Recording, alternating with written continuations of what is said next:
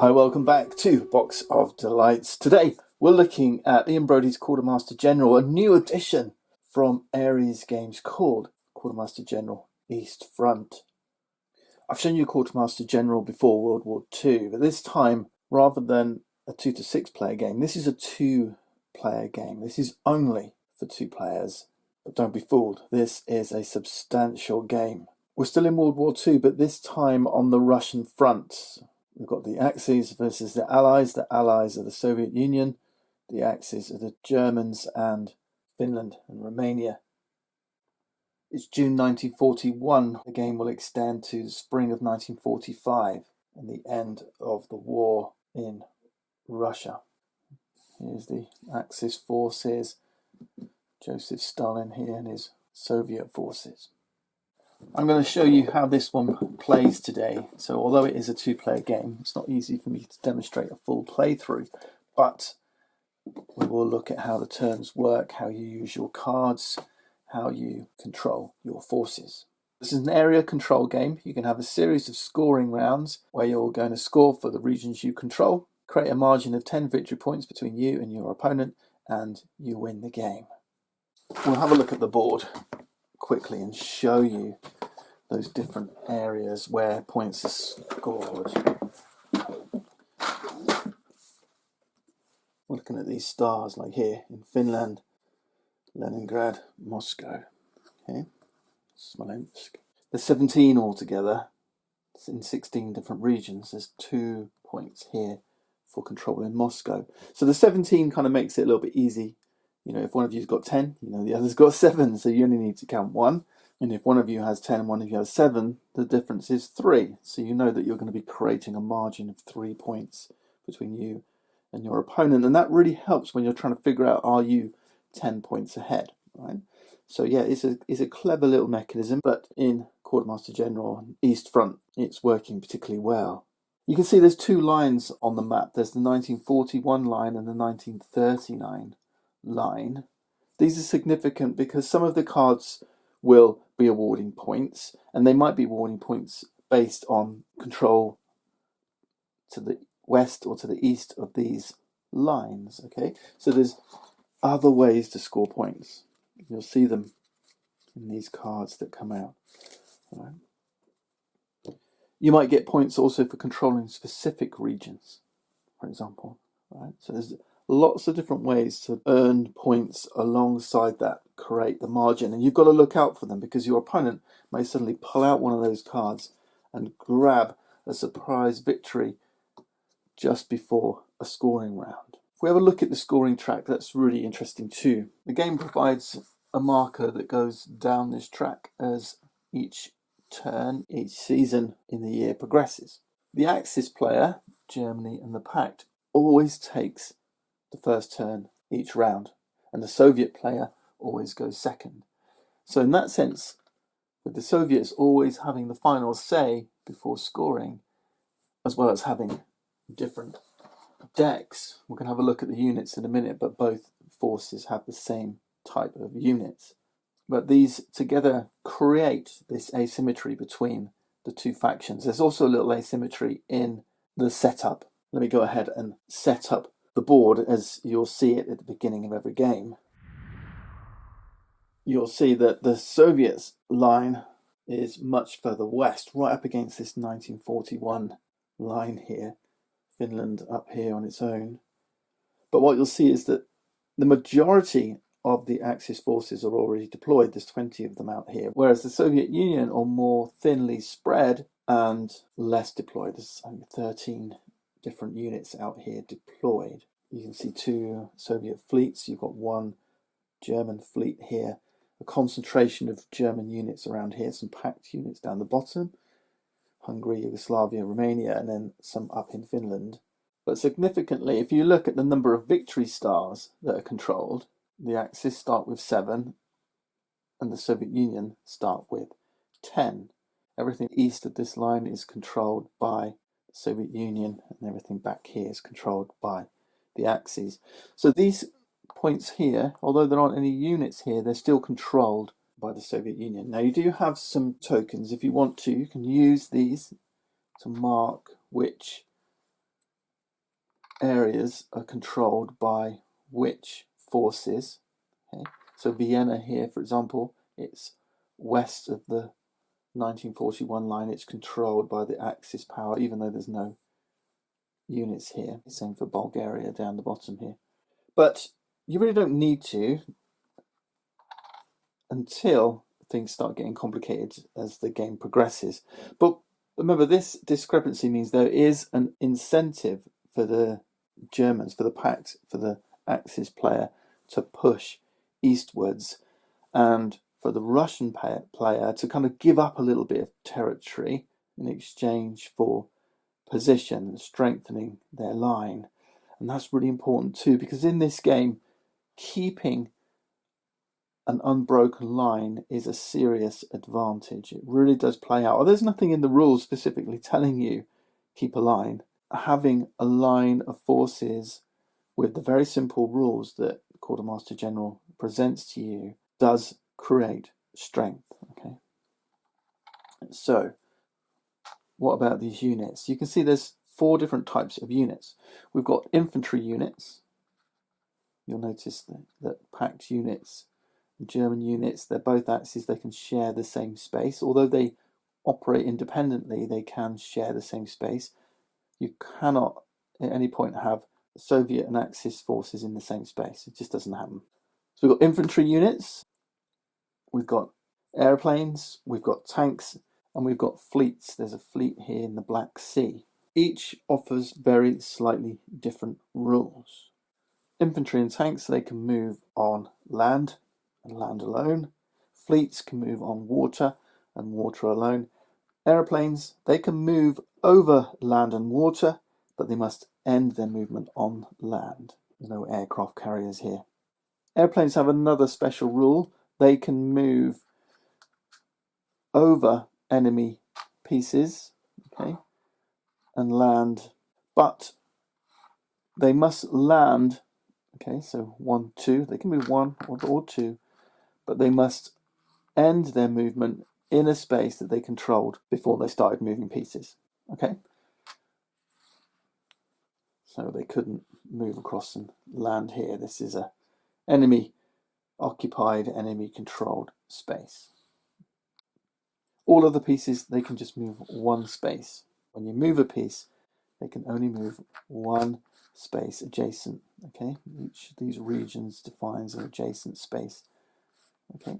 Apart from the airplane who can move 2, as long as they land, like I say, in a space that they controlled at the beginning of the step, okay? All right, we'll come to phases of the turn in just a moment.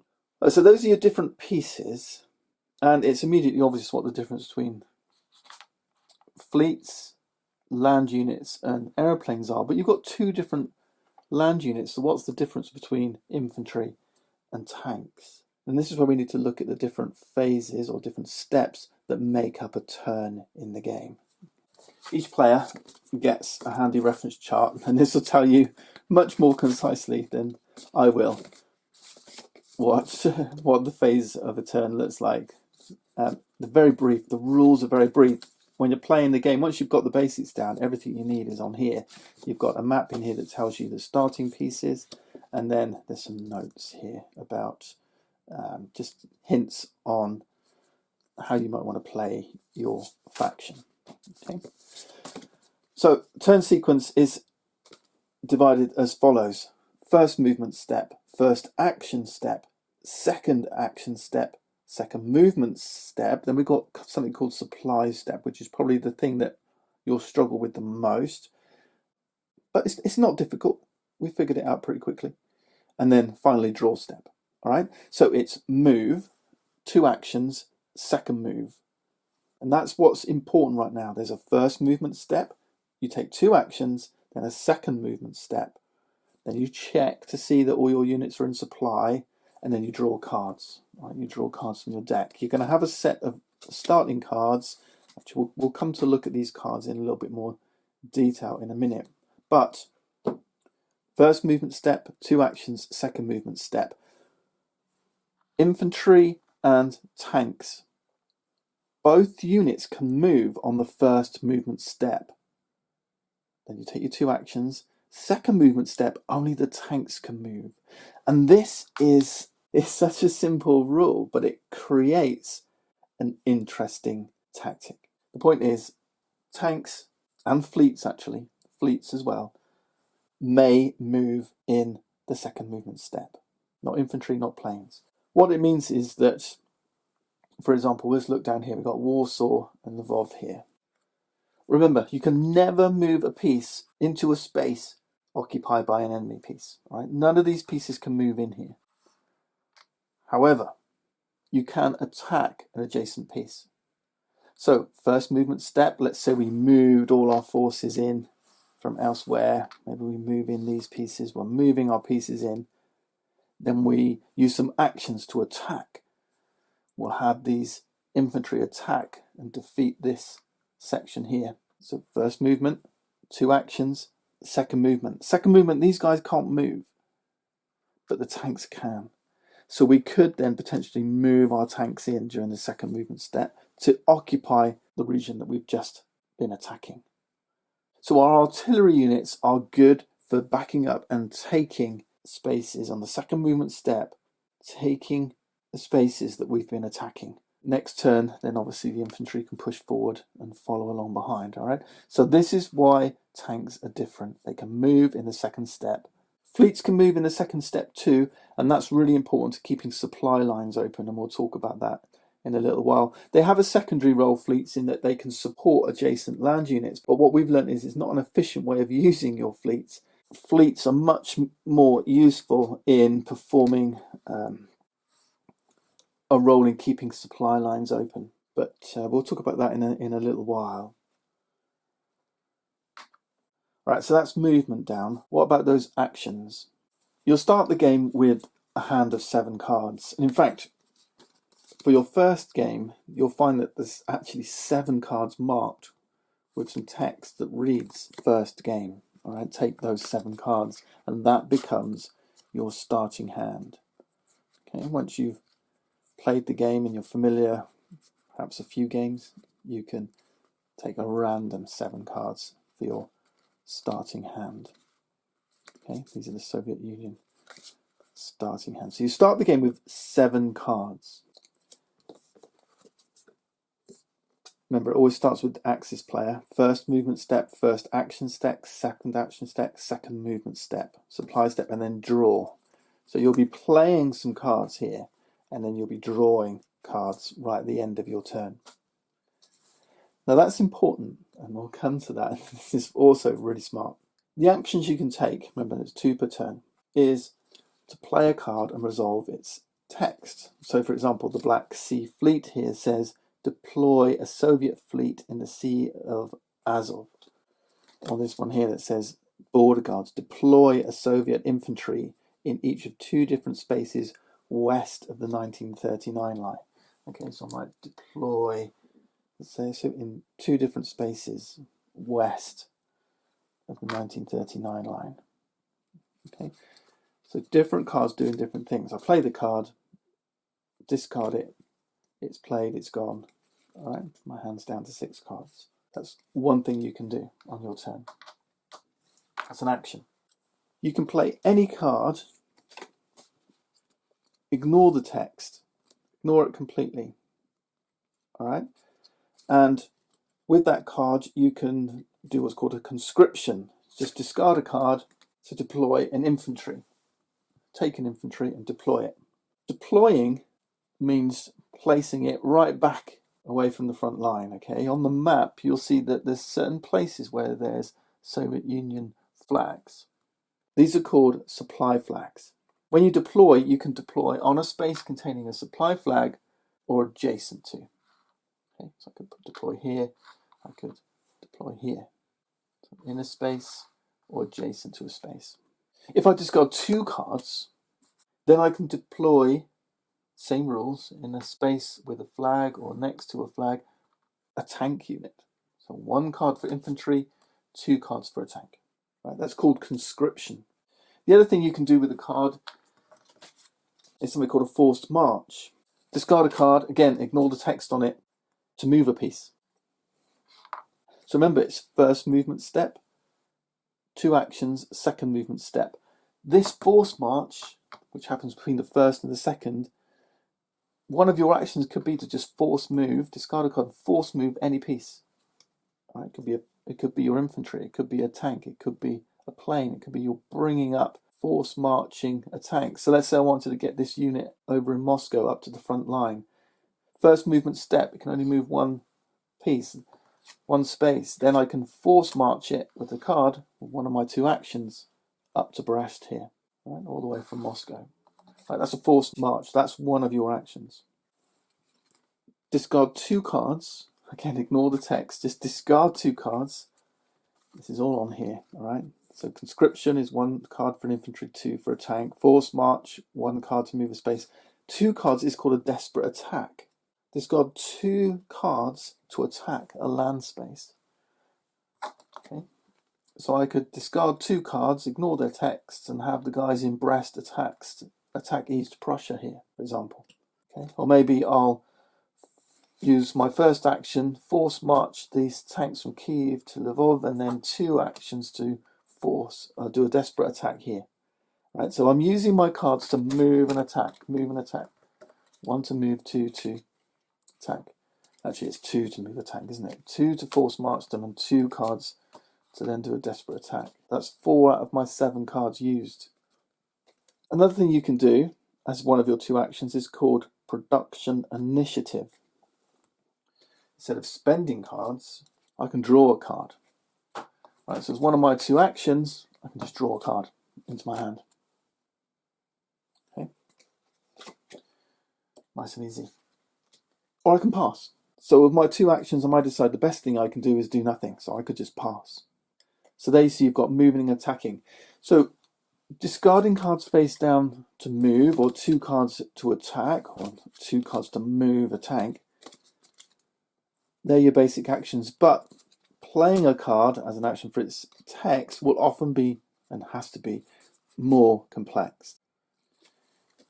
You'll notice that you can't discard cards to deploy planes and fleets, only 1 for infantry, 2 for tanks. But with something like this, you can deploy a Soviet fleet. With something like the Mosin Nagant M1890-130 rifle, this event, it says deploy a Soviet infantry in a space east of the 1939 line. But then it says then take another action. So this is better than just discarding the card and deploying an infantry, because it doesn't use up one of your actions. It says then take another action. Okay, so things that help you get more actions, do stuff for free, that don't use up one of your 2 actions, they're great. Okay, this border guards is deploying 2 Soviet infantry. Okay, so it's not 1 discard a card, 1 infantry, it's deployed 2 infantry, use the text. Okay, so the text effects are always a little bit better. This one says dig in, deploy a Soviet infantry in each of 2 different spaces that already contain a Soviet piece. Okay, and notice with conscription, you're conscripting pieces in these supply flags, okay, right back here. But with your cards, you're putting them out on the front line. You're deploying them further up. Right, so much better. You don't have to conscript them back here and then move them forward. Now, at this point, I do need to talk a little bit more about the cards. In the top right-hand corner, it says mid on these. There's actually 2 decks of cards. So when you're drawing in the first part of the game, you're drawing from the mid card deck. This is shuffled up deck. But you've got a second deck, which is called late. Okay. As the game progresses, it says add the late cards. You're going to shuffle the late cards into your deck. These have got much more different effects. Okay. And you'll find things like gain 1 victory point. Okay, this one just gives you a straight up victory point by playing this card. Alright. Gain 2 victory points unless the Axis either eliminates an Axis piece in Yugoslavia or discards 3 cards. Okay, so there's thematic ways of scoring victory points. Pripyat Partisans gain 2 victory points unless either the Axis either eliminates a piece in Mogilev or discard 3 cards. And as I say, this is the kind of game where you're going to get to know these cards So as the Axis player, you know that card exists once you've played a few times. And you may think, right, I need to put a piece in here, or make sure I've got cards in my hand in case that card comes up, or just let the victory points go. It's that kind of game. This game is going to benefit from repeat plays. The other thing to bear in mind is where that draw step comes. Now remember, and this is really clever. This is really clever. I've got to come back to another action type in a moment that is called contingency. We'll come back to that in a minute. But for now, just recognize this point, and because this is important. First movement step, actions. This is when you're playing your cards. Second movement step. The draw step comes at the end. At the end of your turn, you're going to draw back up, and you're going to draw back up to 5 cards, but at most drawing 3 cards. Okay, so if you're down to a hand of 1, you can draw 3 cards, but you can't draw that 4th and take your hand back up to 5. All right, the most you can draw on a turn is 3.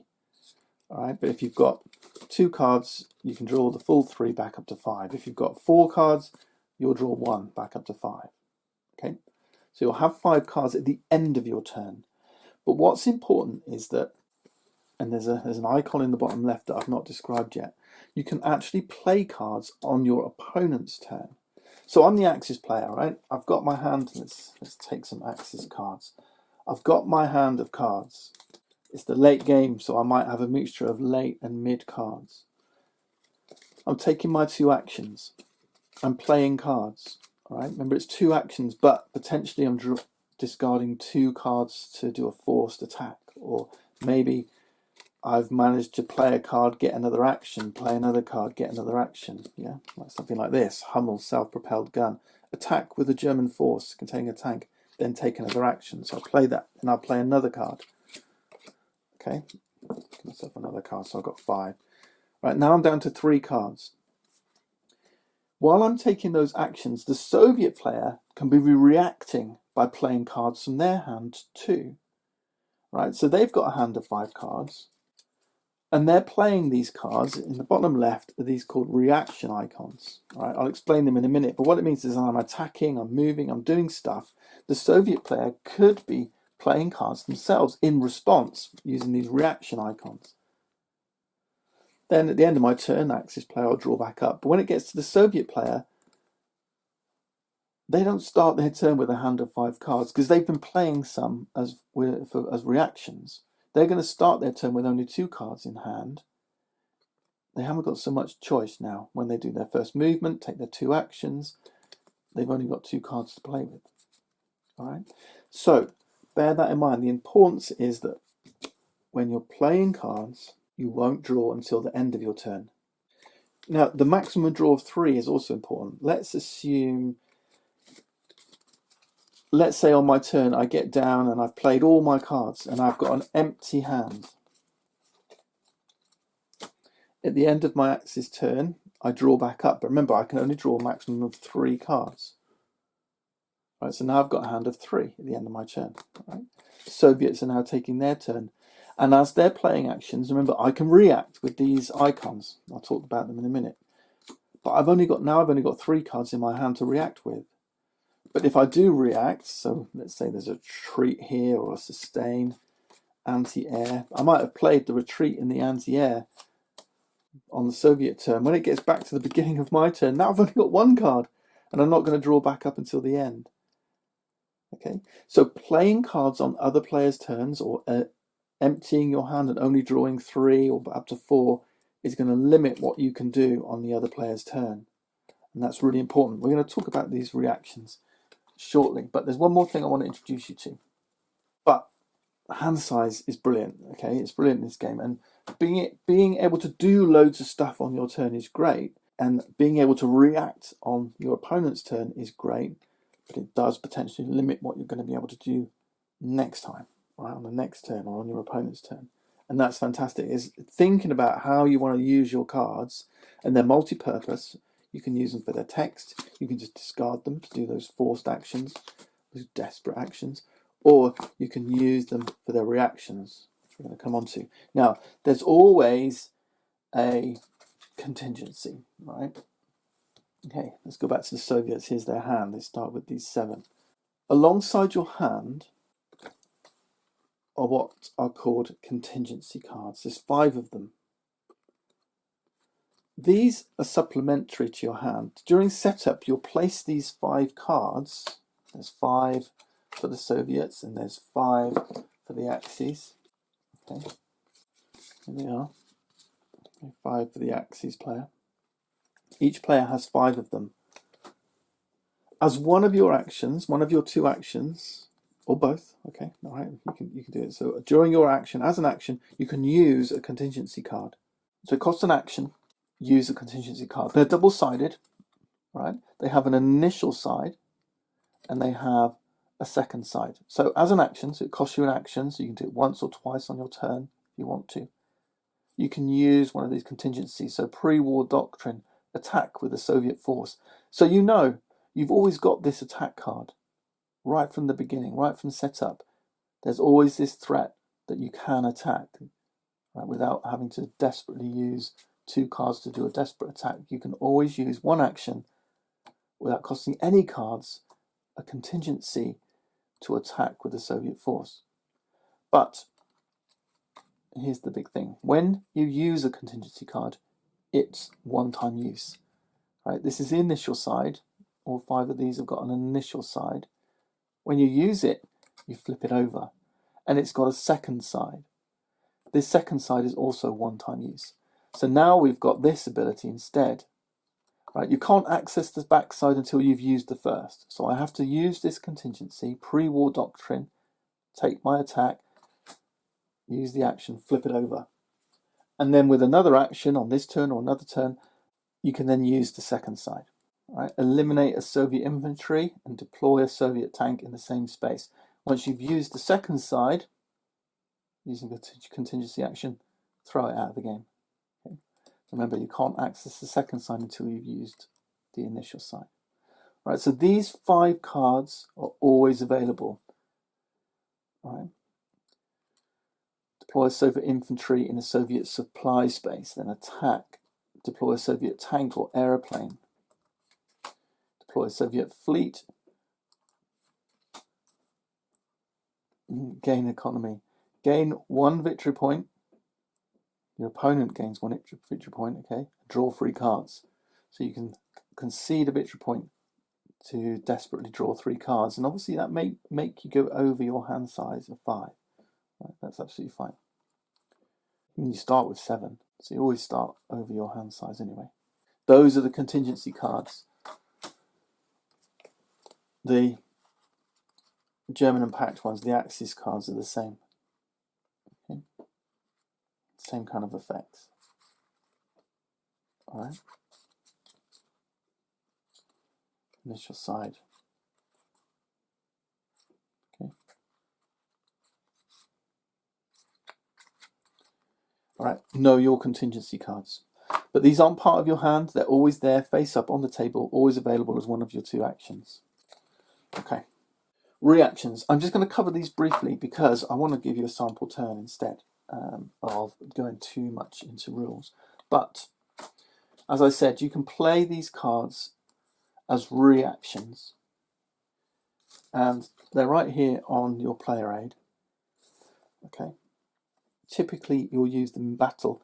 And until I've explained the battle rules, they won't really make sense. But they do things like this. So stand fast here. If you're about to lose a piece in a battle, you can say stand fast and cancel losing that piece. Exchange says if you're about to lose a defending piece, lose it, but your opponent also loses a piece. And then we've got this one, advance. So remember I showed you this example earlier where we were attacking here, removing all these pieces, and then we had to wait until the second movement step to move our tanks in.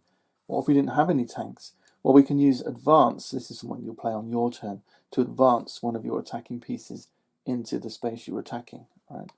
So different effects that you can be played on your turn or on an opponent's turn.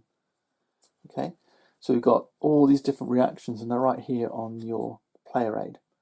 Why don't we go with that? But be aware of them and beware that your opponent may be playing them. So when you think you're making a surefire attack, What if they're holding a last stand fast? And it plays back into this idea of hand size. If you see that your opponent's got very few cards, they just had a big turn, they've only got 3 cards left in their hand, maybe now's the time to do an attack. They might have a stand fast in here. They may even have 2, but, you know, are they? What are the odds? Okay. Versus when they've got a big hand, they've drawn into a big hand. So think about timing. If you're worried about a counter attack, even if they do have stand fasts, let's say they do have 3 cards and they did stand fast a couple of times, now they're going to start their turn with only 1 card in their hand. So they might not be doing very much on their turn to counter what you've just been doing. Okay, so there's this wonderful tug of war, and the card play really emphasizes that. Okay, and you'll see the board develop as the game progresses. It is good. It's good. All right, cool. Right, let's have a look at. Let's play a sample turn to it, because I want to play a sample turn just to kind of show you how supply lines work, really. So I'm gonna push things forward a little bit and make it look like we've been playing for a little while, and then we'll do a sample turn, and then we'll wrap up the video. Neither player has used their contingency cards.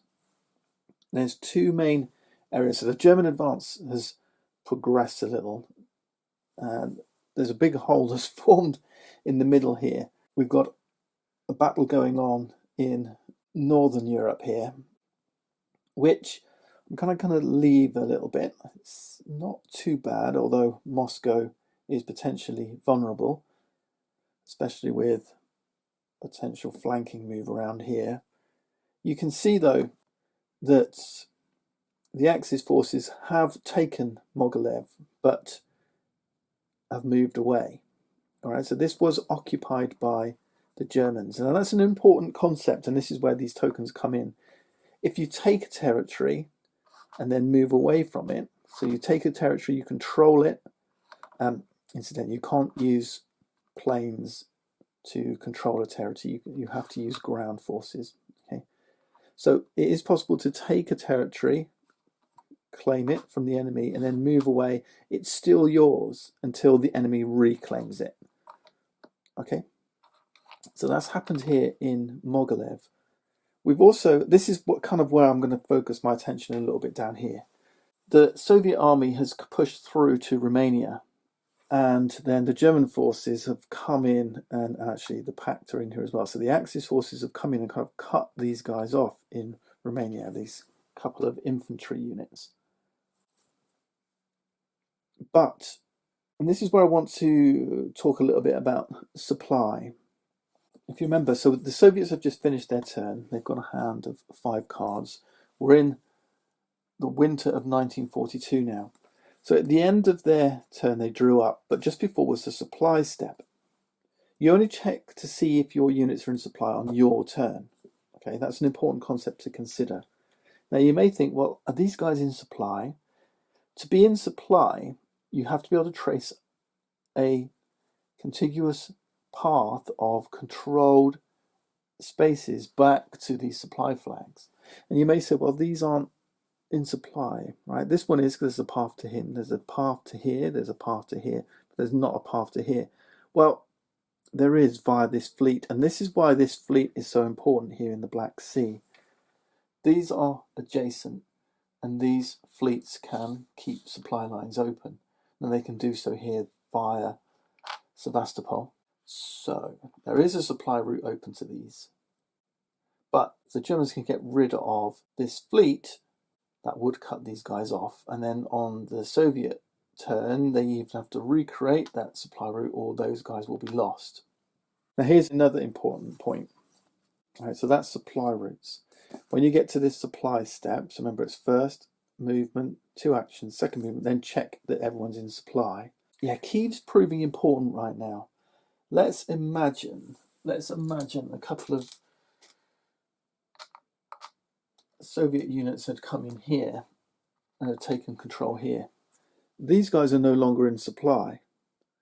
So at the end of my turn, they're going to disappear. When we get to the supply step, they're going to be gone. Now, as it goes, they're in supply. Here, look, they can go through this space in back to Hungary, this space. But there's a special rule, and this is still a problem. Supply routes can include unoccupied spaces, okay, which is fine. So this has a supply route back to Hungary or Berlin, okay, or Vienna, right? There's supply routes back here via this unoccupied space. That's fine. The Soviets can just walk in here and take this, by the way, because it's unoccupied.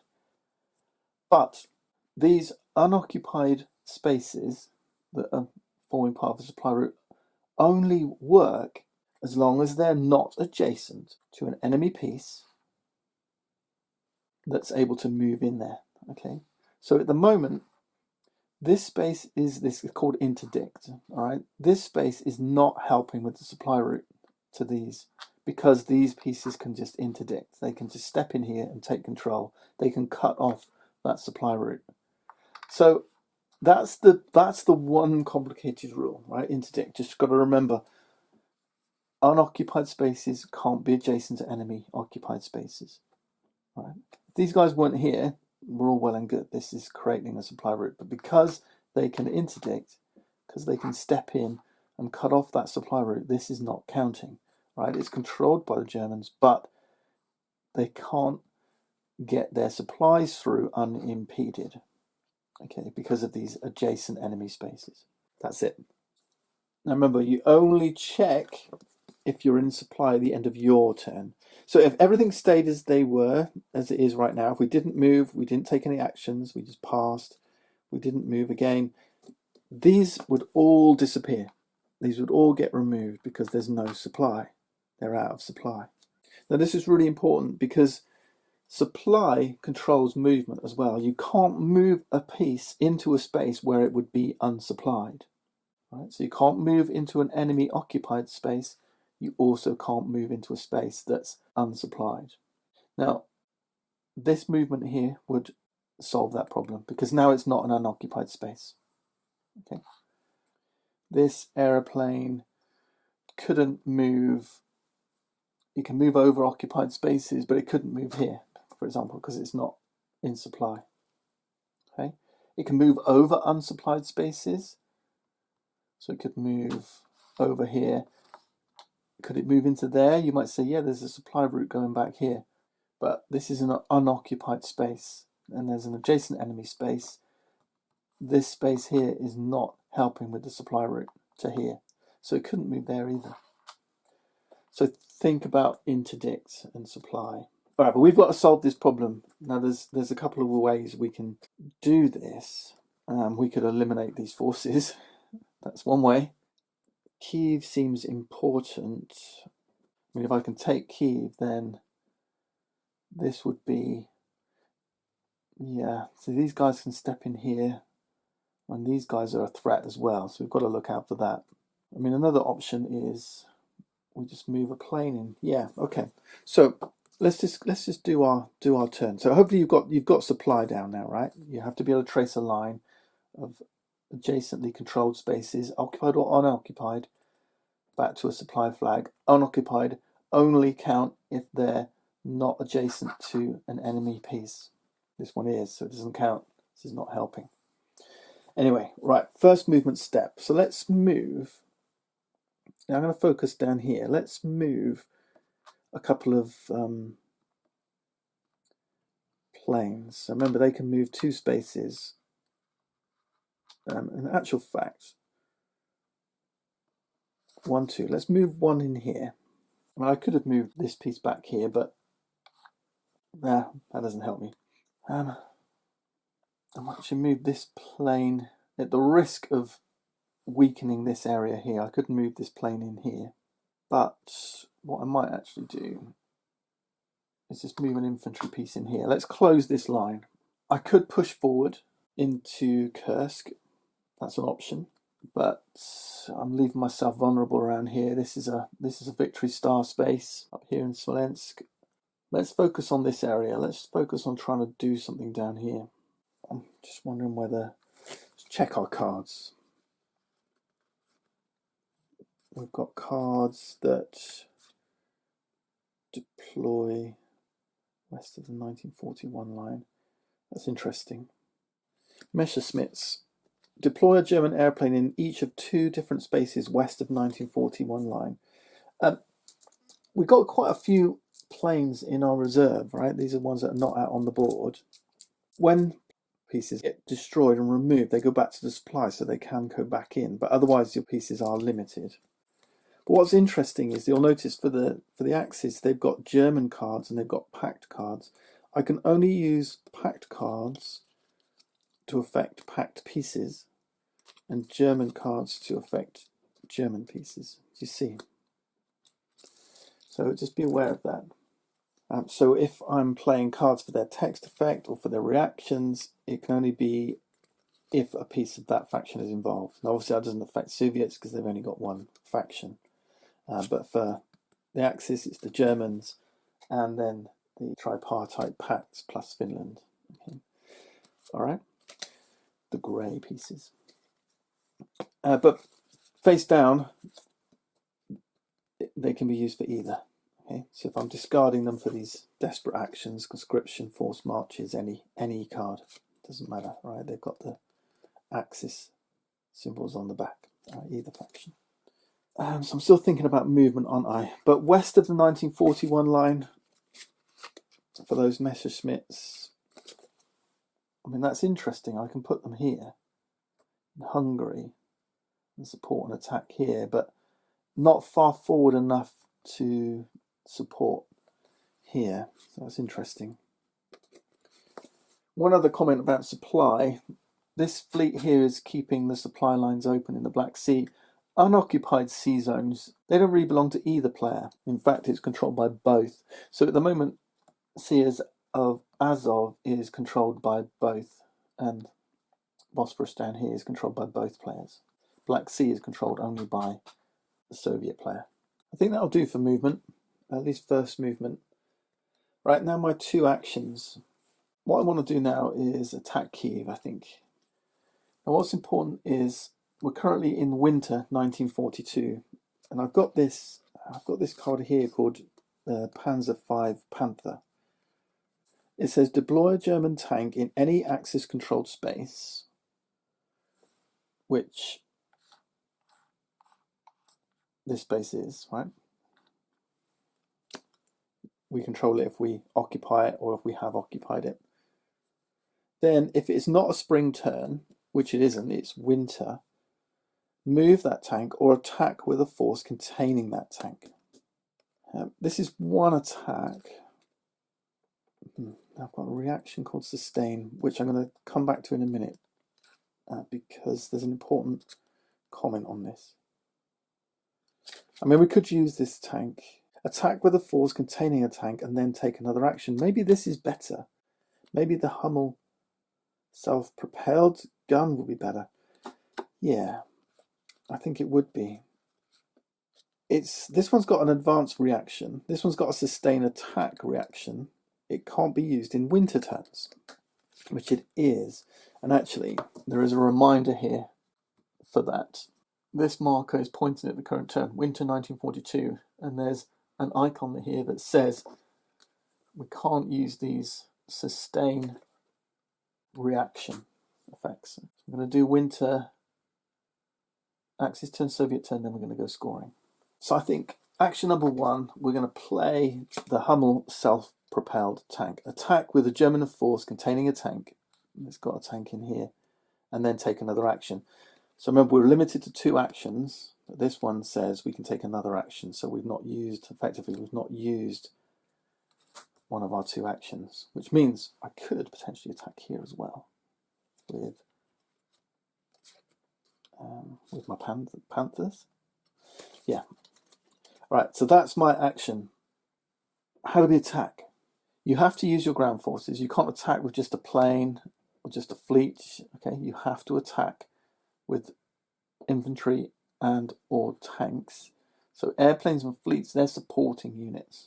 Okay, they support attacks, they don't make attacks on their own. All of the attacking pieces must belong to the same faction. We're attacking with German units. This pact unit, this infantry unit back here, he's not going to participate. Right? They're operating independently. He's on our side. He's going to help keep control of this region here, but he's not on ours. He's not part of the attacking force. We're attacking with this German force, not the packed force. The other important point is that all the pieces have to be in the same space. So this can't join the attack. Although it's adjacent to Kiev where we're attacking, it's not part of the attacking force, nor is this piece. Okay, so we can't attack with like this. All right. The attacking force is this force. Right? They're not part of the attacking force. We have to attack with all of them. So we can't say, well, we're just attacking with these three. Right. So we've declared our attack. We've said we're attacking Kiev with this attacking German force. Now we're going to have a series of attack rounds. The defender now may choose a reaction if they wish. So the Soviet player's got some cards in their hand. They're looking at their reactions, which are these abilities in the bottom left. Right. So let's say they wanted to play this retreat reaction. Let's say they really didn't want to lose their infantry. They could play that reaction and immediately retreat that infantry one space. You're simply removing one defending piece. These are all defending pieces, one space. That's what retreat means. But they don't want to retreat. They don't want to retreat. Now, the defender must remove one defending piece. Or, instead of removing a defending piece, they can remove an adjacent fleet or plane, if it's the same faction. So this plane here in Rostov is currently supporting this defending force. This fleet here isn't, because it's not adjacent. Okay, Sevastopol's in the way, but if it were attacking Sevastopol, this fleet is actually defending this. So rather than lose one of those three, we could say, do you know what, I'm going to take away that aeroplane. Another option is that you play something like Stand Fast. Stand Fast as a reaction says that you do not have to remove a defending piece. So that's an optional play. So we attack what the Germans can play. The Soviets could say, I'm standing fast. I'm not removing a defending piece. It kind of cancels the attack. And this is where this game's smart, because I can use that as a stand fast. But remember, the Soviets are going to get to play next. If I don't use this card, it stays in my hand, and I could potentially be using it for the defense of Sevastopol, because this has an effect: deploy 2 Soviet infantry in Sevastopol. So I've got to think, do I want to use it to stand fast and prevent the loss of one of these forces, or do I want to keep it in my hand and save it for my turn and defend Sevastopol with this card as an action? Well, that's a tough decision. I think this is better as an event rather than saving one here. I mean, this is a big force. It could be that I see these as a bit of a lost cause, but why don't we instead keep our cards? Why don't we use this plane? Why don't we use this plane and say, no, I'm going to use this plane as support and remove this instead. Keep these. Okay. Now, the Germans could, we've got some cards too. We've got reactions of our own. We've got one that says anti-air. If I played this, I can prevent this. I can cancel this out. With my anti-air, cancel the effect of this airplane being removed. I'm going to do that. So this airplane gets removed. Then I play anti-air. We're continuing the attack. We're back to square one. We've cancelled the effect of that airplane. We're continuing our attack. The Soviet Union has to continue to remove a piece. Oh, now what do? Do they remove a piece? Or do they stand fast? I could do something like this, play an exchange. If I play an exchange, then yes, I have to remove a piece, but so does the attacking force. So, I don't know, let's say I remove an infantry. Now the attacker must remove a piece. Well, they would likely remove an infantry as well. But they also have another option. They could instead remove an airplane. That's okay. They could do that in response to an exchange. But we have an anti-air. We could play an anti-air to cancel that out, and they'd still have to remove a piece. So you can see that there's like little chains that go on. Okay, so let's rewind. Let's rewind. I'm not going to play exchange. Keep the Soviets want to keep their cards. So the attack's progressing. Yeah, we lost a plane. We played anti-air. Okay, they have to remove a piece. There's another little rule in combat. I've got a choice now as a Soviet player. I can remove an infantry piece or a tank. Let's say I remove an infantry piece. That's this attack round over. The attack itself can continue. It's up to the attacker. Now I keep going, or we can just say, right, that's the end. Okay, we'll finish the attack there, job done, end of the action, push on. But let's say I want to sustain the attack. Now remember, there is a reaction, sustain attack. I could play that, and then we attack again. The defenders have to remove a piece. But remember, sustain attack, whoops, sustain attack can't be played in winter terms. We're in winter, right? So that's not going to happen. Right, I played that card anyway, but I don't have any other sustains, but by the by. So I can't play sustain attack reactions because it's winter, but that's one option. The other option to continue an attack is that the attacker removes a piece. So if I want to continue the attack now, I can remove a piece. And now the attack's continued. The defender has to remove a piece. And this will just keep going back and forth. Remove a piece, remove a piece, remove a piece, okay, until one army is depleted or the attacker chooses to give up. All right. But let's say I didn't remove the infantry piece. Let's say I removed the tank piece. Right. So the defenders being attacked, they choose a piece to remove. They remove the tank. The attacker now can either continue by removing a piece or say, okay, end of the attack, action over. But let's say I want to sustain it. I have to remove a piece. It has to be a piece that's ranked equal or higher than a tank. On the player aid, there's a combat rank. Stand fast and sustain, they always take priority. But if they removed an airplane or a fleet, you have to remove an airplane or a fleet to continue. If they removed a tank, you have to remove a tank, an airplane or a fleet to continue. Right at the bottom is infantry. So if they remove a tank, I can't continue the attack by removing an infantry because they're bottom of the pecking order. Okay, they removed a tank, I have to remove a tank, airplane or fleet, or use one of a sustain or something like that. Okay, so there's a pecking order. So as defender, I've got a choice now. If I remove a tank, they do have a tank. The Axis player will have to remove a tank to continue the attack. So there's a choice. There is a third option, because airplanes and fleets are higher ranks than tanks.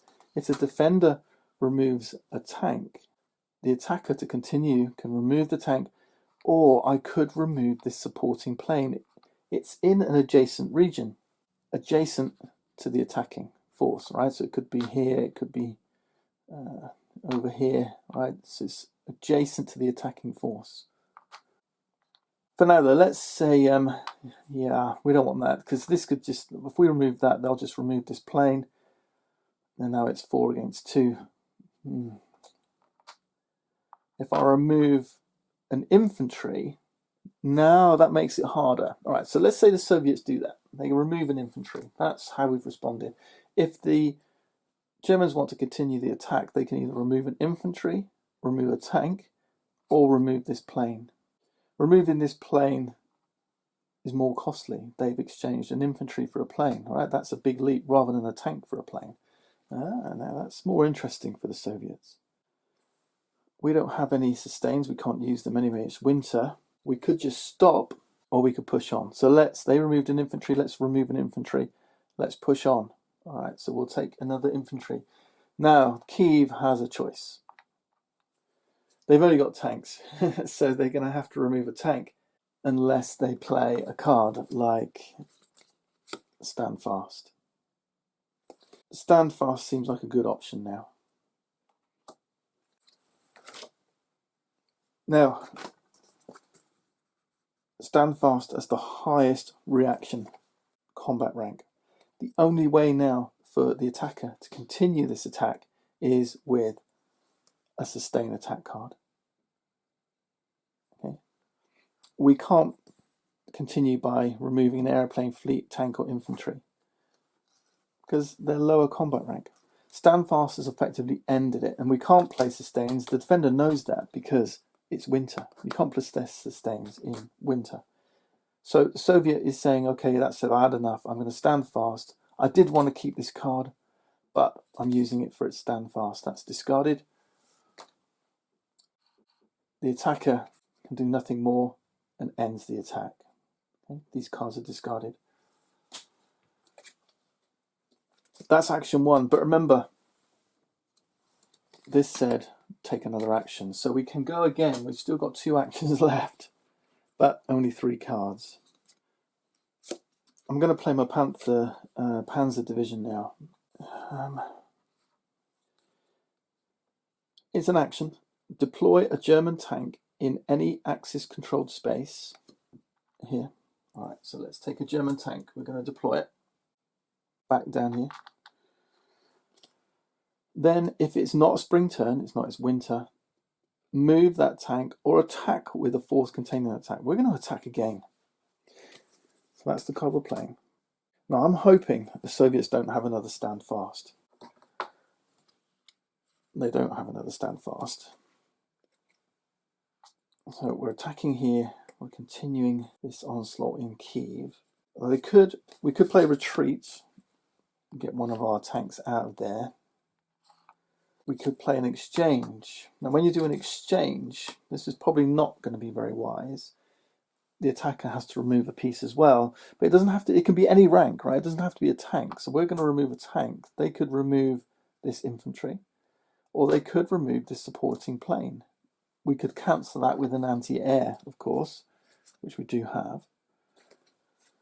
So that's another option, and that would get rid of a plane, and then they'd have to remove an infantry.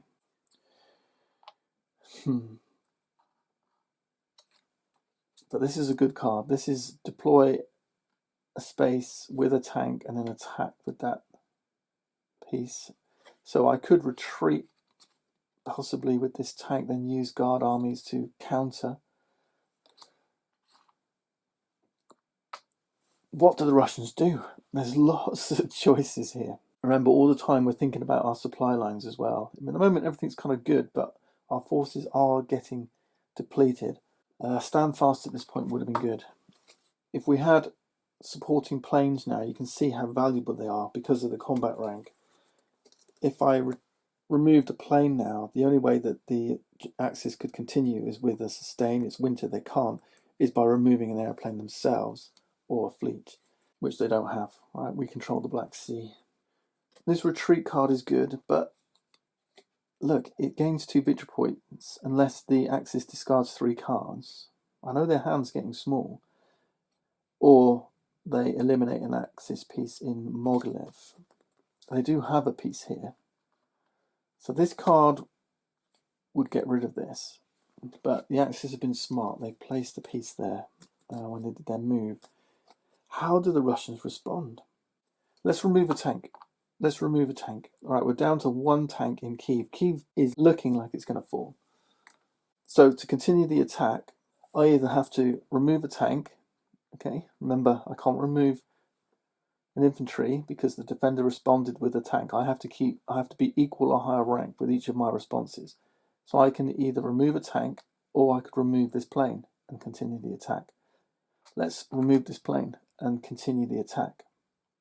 So let's do that. But the Soviets had a trick. They've got an anti-air. They're going to play it. They're going to play the anti-air. So that cancelled that. So if I want to sustain the attack now, I have to remove a tank. I do want to. So let's do it. Let's remove this tank. Notice this unit here is not helping. Okay, it's not supporting in any way right now. What it is doing is helping keep this region occupied in terms of supply routes and also as defense against that card that I know is there. Alright, so I'm going to continue the attack. Now what does the Soviets do? They've got to remove a piece or respond. I'm going to play the retreat. It's left me with 2 cards, but it does save my tank. So we will retreat into Sevastopol with this tank. It was going to fall anyway. Now we still have to remove a piece, but we don't have a piece to remove. So effectively, this attack is attacking an unoccupied space. And when you're attacking an unoccupied space, you could potentially play a card like an advance. An advance says if there's no defending pieces in the space you're attacking, you can move one infantry or one tank into that space. But I don't have any advanced cards. I played my Panther anyway. That's it. That's the end of the attack. These pieces, these cards, are all discarded. Now remember, we've got one action left. We still haven't occupied Kiev, but we've got one action left. We could discard a card and move a piece in there. But we do have the second movement step, and tanks can move during the second movement step. So I'm going to leave that. I've got a plan to move my tank in here during the second movement step and occupy Kiev. But we've got another action, and these guys are still out of supply. Now notice when I move in here at the end of the turn and take control of this, that does secure a route back to a supply flag. Okay, so that does save them. Occupying Kiev does the trick, because even though they can intercept here, it doesn't matter. Okay, there's still a supply route running this way. Okay, because that's going to happen. Okay, all right, this region has not become significant anymore. All right, so I've got one action left. I've got a couple of cards here. I'm not going to have very many. If I play one, I'm going to only have a hand of 4. Then I would say, that's okay. If I play them both, then 2. This one says draw 2 cards though. Then gain 2 victory points if the Axis controls every land space between the 1939 and 1941 lines. That's these. Do we control every land space? We do. So this anti-Soviet sentiment seems like a great card to play at this stage. So let's play it. This is my second action. Draw 2 cards and then gain 2 victory points for controlling all of these spaces. That's the card I played. 1, 2 victory points. Now you'll notice I'm 5 points ahead. So if we can get to the next scoring turn and have 5 more stars than the Soviets, then that's game over. What cards did I draw? I'm out of actions now. Oh, there's a game 1 victory point card there. Yeah, it might be too late, but maybe in the next turn. Interesting. We've got second movement step. Now remember, during second movement step, our tanks can move. So these guys can move in here. That's grabbing control of Kiev. I've got another tank here. Do I want to keep him here? I think I do. Just keeping this space secure, Smolensk here. So let's do a quick check. We've currently got 1, 2, 3, 4, 5, 6, 7, 8, 9. Which means they've got 8, right? So we're ahead by 1. It's only 1. This spot in Romania here. I mean, taking back a victory point is a swing of 2 stars, right? 2 victory points. 1 away from them, 1 to us. So taking Romania and Sevastopol, if I can take these, that'll be enough for game. But for now, we've reached the supply step. So let's just double check. These are all in supply. Back to Finland. Yeah, I mean, these guys are intercepting. No, this is not adjacent, so this is not adjacent here. Yeah, these have all got routes back. And like I say, this one now, although it's interdicting here, there is a route. There is a route back this way, okay, through Kiev now. So I didn't need to take this. But yeah, Romania is proving critical right now. Now let's draw. So I've got 3 cards in hand. I draw 2 more. 1, 2. I've got a nice healthy hand ready for the Soviet turn because of that last card I played. Right, let's do Soviet turn. Now the Soviets had to play a lot of cards out to defend down here. So we've only got 2 cards. Right, let's start with the first movement step. Things might be tricky down here with only 2 cards for the Soviets. What do we got? We got Guards armies, deploy Soviet infantry in a space with a Soviet tank. then you may attack with a force containing both pieces. So this is a good card. Could be doing something useful, but I don't feel like the force is big enough. I mean, this is the problem. You can attack, but then get counterattacked. This one says draw 3 cards, discard 1, and deploy a Soviet piece in the land space east of 1939. So that might be good. So we get 3, we discard 1. Okay, well, it's a net of 1 card, isn't it? And a piece, potentially in Sevastopol. Potentially then we can use this. So those 2 cards together would be a strong attack. But then we've only got 3 cards for our next turn. So I don't know. It's tricky. I mean, bear in mind now that we're in movement. So we could bring this plane round 1, 2 to support Sevastopol. We probably want to strengthen Moscow as well. Do we want to move pieces forward?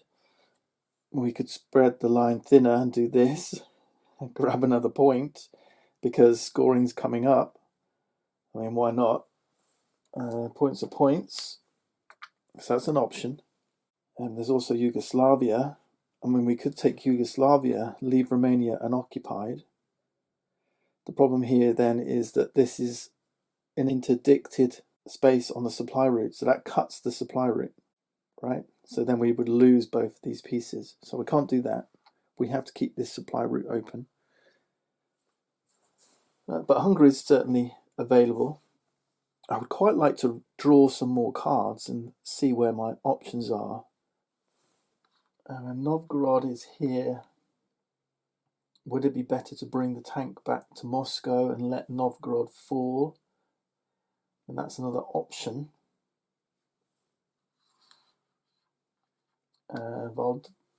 Vologda might be vulnerable up here in the north.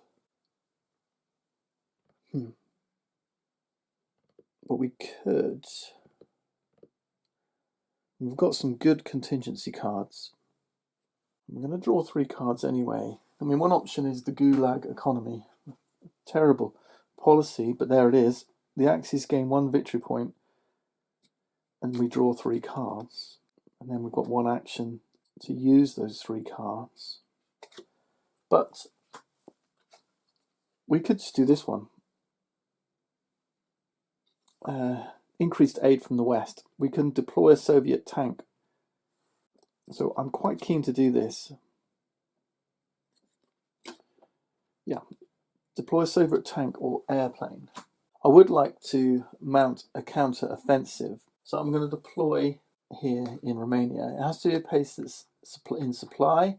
It has to be a space that you control. And unlike deploying with the conscription action, these are not conscriptions. It doesn't have to be on those supply flag or adjacent supply flag spaces, right? This is just a deploy with a card. And then I think to support these pieces up here, I'm going to use river flotillas. Deploy a Soviet fleet in a water space that is not adjacent to another water space. So not down here. So we could put them in the Dnieper River. I don't think that's helping right now. But these spaces much more interesting. And I think to support Moscow, somewhere like here would be good. Help with the defense of these spaces here. All right, second movement is interesting because we could come around here like this and try and just close our lines. It's an interesting idea. It stops the Germans just marching through the middle, I suppose. Let's do that, and then we draw back up. So we got 2 cards. We're going to draw 3. So that now strengthens the Soviet hand up to 3 cards, and then we finish the winter of 1942, and we hit scoring. So let's see, where are we left with?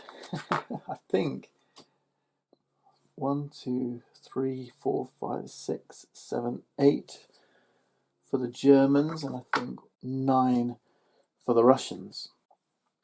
So the Russians go up to 16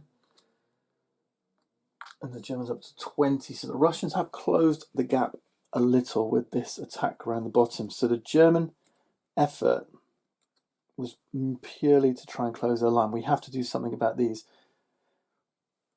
There's this fleet in the Black Sea, remember.